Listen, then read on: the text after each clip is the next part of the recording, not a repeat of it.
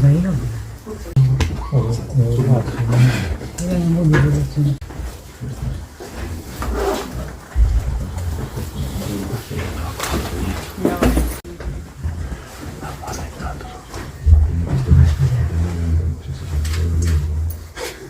А то, что здесь квадратно?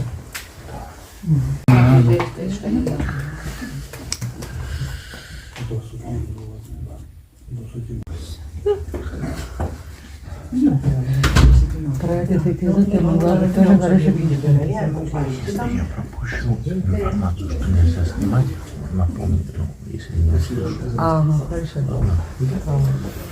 Даже в церкви. Все от решения зависит. Какое сейчас будет решение? Ну, судья...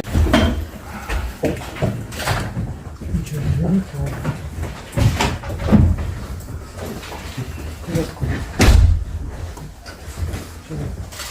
Научите.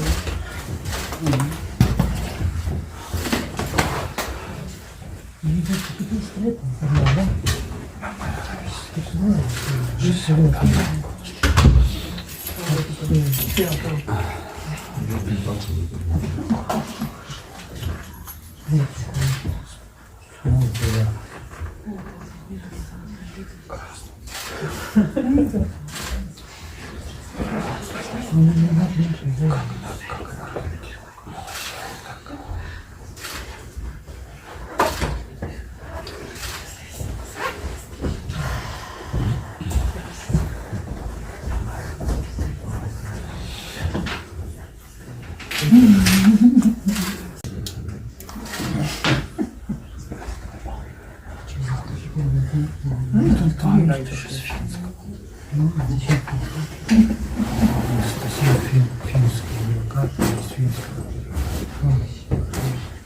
Министерство юстиции Финляндии написало сюда письмо, что не дали разрешение защищать. Ну, там могут быть независимые адвокаты. Есть много, да?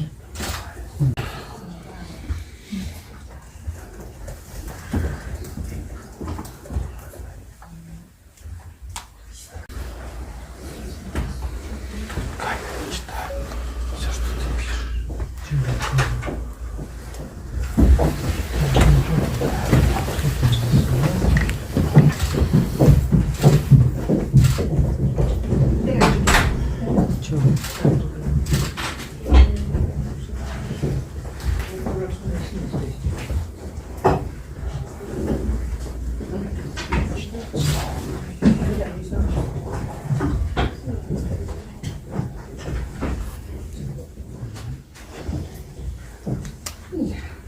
Kohtuotsus Eesti Vabariigi nimel.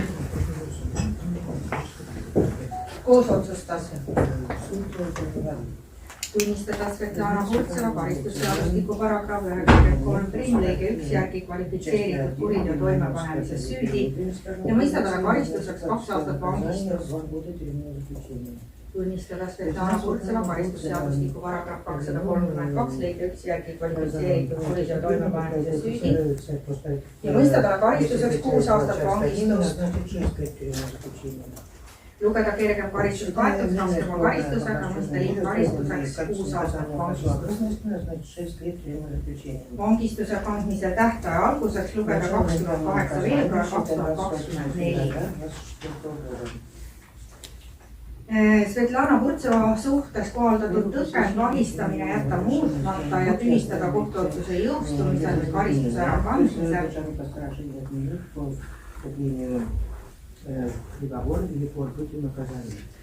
Välja mõista riigieelarve tuludesse Svetlana Hurtsevalt menetluskulu sundraha 2215 €. Lepinguliste kaitsjate kulud jätta täies ulatuses tema enda kanda. Menetluskulu siis tasuda 12 kuu jooksul alates kohtuotsuse jõustumisest. Maksu- ja Tolliameti arveldusarved on kohtuotsuses ära näidatud. Samuti selgitus. viitenumber edastatakse kursavale. Nii, asitõendid, mis puudutab siis koopiaid, mis on hoiul Kaitsepolitsei ameti andmehoidlas. Need siis kohtuotsuse jõustumisel hävitada andmehoidlast. Nii, siis ülejäänud asitõendid on juba Kurtsevale tagastatud 9. augustil 2024. Õigemini tema kaitsele. Ja siis mis puudutas paroole ja kasutaja tunnuseid, need on tagastatud siis Kurtsevale kohtuistungil 2. detsembril 2024. Nii, kaitsjad menetlusega tekitatud kahju hüvitamiseks jätta rahuldamata.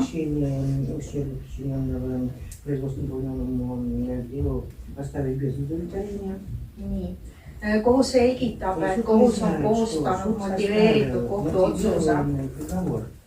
Pooltele on see kättesaadav e-toimiku kaudu. Kurtsevale kohus edastab otsuse kohtuistungil. Kohtuotsusele on lisatud ka rahvakohtuniku eriarvamus.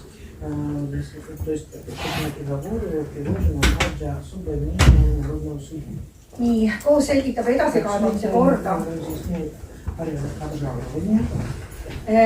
Kohtumenetluse pool, kes otsusega ei nõustu, võib esitada apellatsiooni. See tuleb teha siis ringkonnakohtule kirjalikult 30 päeva jooksul alates otsuse avalikult teatavaks tegemisest. Vahistatud isikul siis arvutatakse apellatsiooni tähtaega kohtuotsuse kätte toimetamisest. Ja menetluskulusid on võimalik siis vaidlustada eraldi. Esitates siis määruskaebuse 15 päeva. Nii, Svetlana Kurtseva koos küsib teie käest, kas kohtuotsus on teile arusaadav?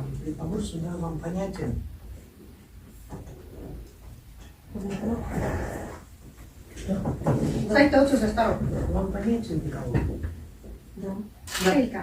Nii, istuga kohus ütleb paari sõnaga kohtuotsus. Tuvastas, et Dmitri Kisseljov oli süüdistuse perioodil sanktsioonidele allutatud isikuks,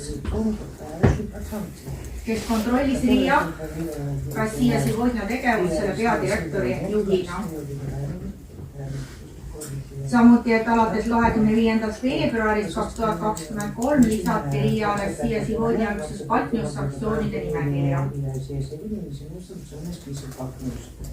Kohus tuvastas, et Svetlana Kurtseva töötas töölepingu alusel ajavahemikul 1. jaanuar 2020 kuni 29. oktoober 2022 korrespondendina RIA Rossija Сегодняs. Seejärel jätkas muu lepingu alusel töötamas RIA Rossija Сегодня Patniusis kirjutades veebiväljaandele artikleid ning tegi kaastööna artiklite juurde fotosid. Seega Svetlana Kurtseva tegi süüdistuses näidatud ajaperioodil sanktsioonialustele isikutele kätte saadavaks majandusressursse rikkudes Euroopa Liidu Nõukogu 17. märtsi 2014 määrustes number 269 Murd 214 artikli 2 lõikes 2 sätestatud keeld.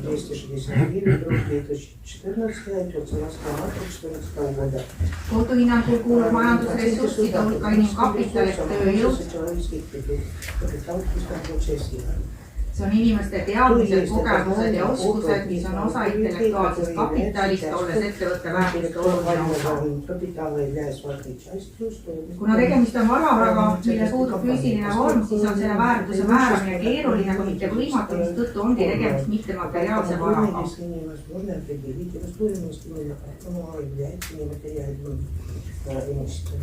Inimkapitali ressursid ei ole nähtavad ega katsutavad, kuid nende mõju on ulatuslik ja sageli määrav ettevõtte ja riikide konkurentsivõime seisukohalt.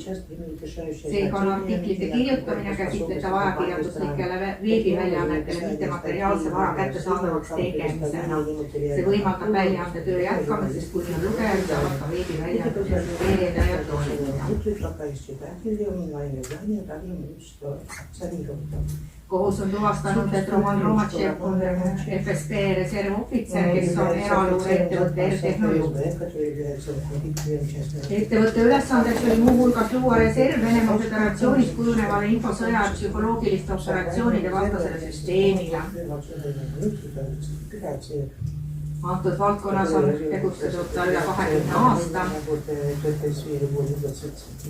Ettevõtte ja Romatševi teeneid hübriidsõjas ja hulgas infomõjutustegevuse valdkonnas on kasutanud Vene Föderatsiooni riiklikud organisatsioonid, et viia ellu Venemaa julgeolekustrateegia eesmärki. Romatševi ülesandeks oli Sevastopoli riikliku ülikooli magistriprogrammis info ja hübriidkonflikti mitte ainult külalisõppejõuna esineda, vaid ka värvata tudengite hulgas tulevasi mõjuagente. Kohus on tuvastanud, et Roman Romatšev ja Svetlana Purtseva suhte loomise eesmärgiks oli koostöös hakata avaldama erinevaid kirjutisi, mis oleks suunatud Vene Föderatsiooni välis- ja julgeolekupoliitilistel eesmärkidel Vene Föderatsiooni mõjutustegevuse elluviimiseks, sealhulgas nõndanimetatud lähivälismaal. Purtseva kirjutas Romatševi teadmisel raamatu Hübriidsõda maailma pärast, kus toimub tema Kurski lahing, mis sisult on propagandistlik teos ja millel puuduvad sõltumatul analüüsil omased tunnused. Raamatus manipuleeritakse ajalooliste faktidega, levitatakse valeteavet, tekitatakse usaldamatust riigi võimu vastu. Raamatus kajastatu lõhestab Eesti ühiskonda, et diskrediteerib Eestit. Kohus on tuvastanud, et Purtseva koostöös Romatševi ja eraluureettevõtte R-Tehnoloog avaldas raamatu kirjastuses Kuuli Telekom ja peale raamatu avaldamist hakkas Roman Romatšev koheselt raamatut reklaamima eesmärgiga seda maksimaalselt levitada, sealhulgas Eestis ja teistes Baltimaades.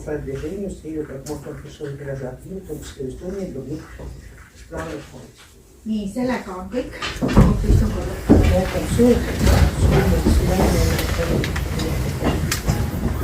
Koduistung on lõppenud, lahkuge saalist.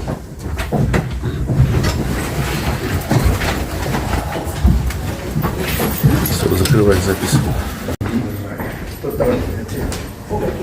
А где эту книжку можно прочитать в формате? Где-то есть? Как книга? Оригинал.